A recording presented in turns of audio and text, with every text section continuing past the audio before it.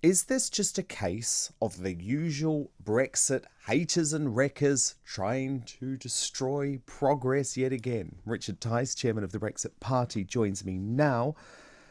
Richard, your party has launched a threat today saying that MPs who vote against this bill will see campaigns launched against them in their seats. So your party is going to go on right until the next election.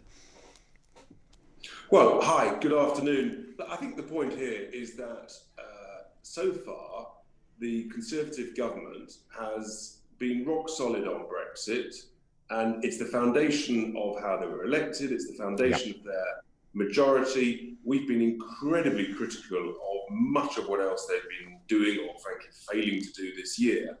But on Brexit, they've been rock solid. And dear old Sajid Javid, I mean, his statement is a massive contradiction in terms. On the one hand, he says he can't support it. And then on the other hand, he accepts that the EU have acted in bad faith. He accepts that we have to reaffirm our sovereignty and protect our union. And that is exactly what Boris Johnson and the government are doing with this internal markets bill. They are protecting the union. They're responding to threats from the European Union. And this is a European Union that has the biggest track record in the world of bending, pushing, nudging, and breaking rules when it suits them all the way along. So Sajid Javid's position, frankly, is utterly illogical, utterly contradictory. It's interesting, isn't it? The vast majority of people who are bleating about what's going on with this internal markets bill, the vast majority of them were Remainers, tried to stop Brexit at every possible turn. While Sajid himself didn't do that, he did vote Remain. I'm not quite sure why he's point scoring here because his position is illogical. The truth is, yes, they may have got the communications wrong. Brandon Lewis, frankly, was not sensible standing up and saying what he said because he didn't need to. Because in my view, the European Union have acted in bad faith. They have therefore breached all of the protocols, all of the requirements of the withdrawal agreement and the political declaration. And this government is quite rightly responding in kind, no nonsense, not messing around, making it very clear to the European Union that we're not going to tolerate it. The Justice Secretary, Robert Buckland, described the changes at the weekend as an insurance policy. Have a little listen. I'll get you to react off the back, Richard. Well, what I will be working on is making sure that we resolve that conflict as soon as possible. If I see the rule of law being broken in a way that I find unacceptable, then of course I will go. We are not at that stage. What I will be seeking to do, and indeed the government will be seeking to do, is to resolve that conflict as soon as possible. Presumably you think that's the right position for the Justice Secretary to take? He said he's going to look at the rule of law. I'm absolutely clear. This is not a breach of the rule of law because the European Union have they breached the requirements of Article 50. They've breached the requirements of Section 38 of the withdrawal agreement, and they've breached the good faith of the political declaration. And what this government is doing, they've miscommunicated it, but they're actually protecting our sovereign right as an independent nation to organise the technical way that we trade between the four nations of the United Kingdom amongst ourselves. And do you know what? All this nonsense about other countries around the world worrying about what the United Kingdom is doing, I think our Commonwealth friends and partners all over the world completely understand that as a sovereign nation that wants to do lots of trade deals with the Commonwealth, I think they're actually probably rather proud and appreciate the fact that finally the United Kingdom is standing up to the bullies in the European Union and their usual antics and tricks. So, well, of course, because remember, if you're from Australia or New Zealand, like I am, you know about the bullies in the EU. We've known about them for decades and decades to come. So there's actually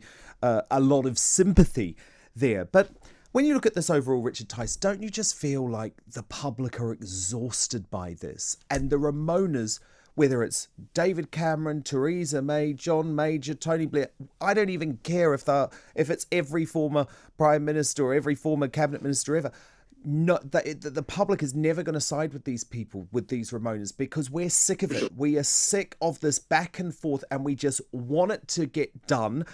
And actually, the best thing Boris Johnson could do politically at the moment, given how unpopular this rule of 6 is just walk away. And actually, he's making a brilliant political decision here. I've credited David Frost, the chief negotiator, and Boris for standing firm so far. I credit them now. I do think they could have communicated this much better. I don't believe they're breaking the rule of law. It's hysterical to see all the whinging remoaners trying to diss our great nation again. Again. But what is that? I think it's sort of, for many people, yes, people got tired of Brexit, but at least we can talk about something else apart from the hideous virus. So it's sort of slightly back to, things are a bit more back to normal in one sense. And although, what I do think it is that actually we have got on this particular issue a government, in number 10, that is going to stand up to these bullies. And I believe that they won't buckle. I think they'll hold their own. If we end up with no deal, we end up with no deal. I think that's unlikely. There's always a lot of noise as we head towards the 11th hour. But I think people actually are probably quite grateful and quite proud that we've got the confidence to stand up and say, you're not going to bully us about how we trade internally in our sovereign United Kingdom. Although one person, Richard, who doesn't seem to want to talk about Brexit at all, which is just fascinating and astonishing given the divisions that he tried to create in this country for years, is Keir Starmer. This is what he had to say this morning. He immediately wanted to move the conversation onto Brexit, onto COVID. Well, Boris Johnson's all over the place. Here he is. He signed a deal. He either knew what he was signing, in which case, how's he got himself into this position? Or he didn't know, and I think that's probably even worse. But I think, do you know what? I mean, it's interesting you say we're just back. I think the vast majority of the population would say, what on earth is going on? You're reopening things that we thought were closed. You said you'd get a deal. Get on and get a deal. I don't think that the outstanding issues can't be resolved. So my message to Boris Johnson is get on with it and actually focus on what most people are talking about this morning, which is how on earth do we defeat and deal with this pandemic? So the country's Remoaner-in-Chief has had a Damascene conversion.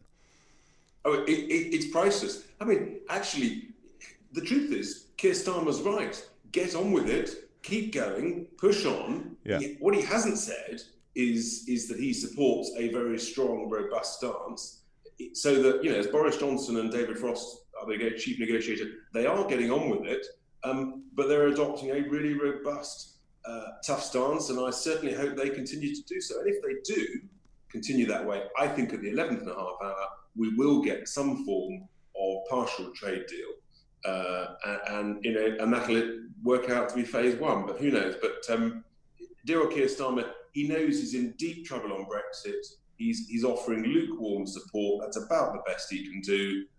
But ultimately, he knows that Boris's weak spot is the issue of competence or a total lack of it on the COVID crisis and on the economic recovery.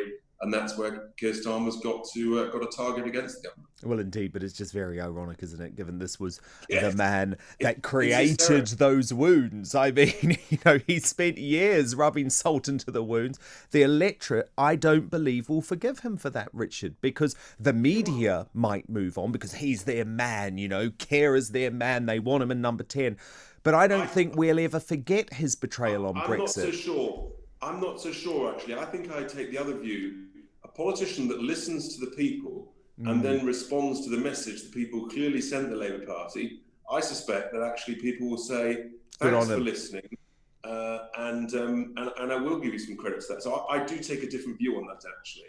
Fascinating. Well, only time will tell whether people forget where he stood on trying to overturn the biggest democratic vote in this country's history. Personally, I won't forget, but I do agree with you that at least he did listen. Richard Tice, chairman of the Brexit Party, pleasure to have you. We will talk again soon.